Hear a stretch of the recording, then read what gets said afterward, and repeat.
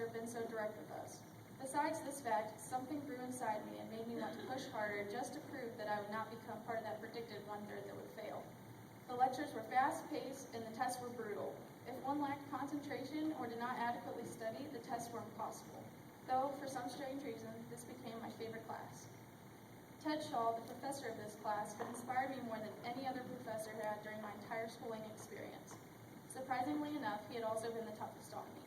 The intensity of this course, along with Professor Shaw, had opened my eyes on how a college class was run. In addition, my interest in college courses had increased significantly. At this point, I had a straight-A streak, including my college courses, though this class would bring an end to this streak. My final grade was a high B, just 3 points shy of an A.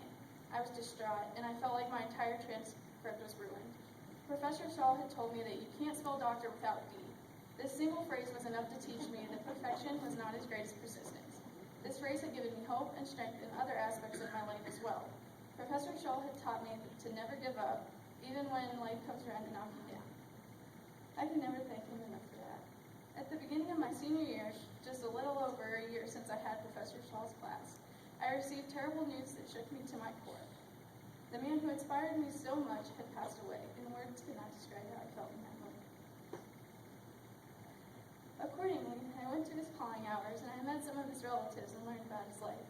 He was an intriguing man in all aspects and forms, and I wish I could have thanked him while I had the chance, but somehow, some way, I feel like he already knows.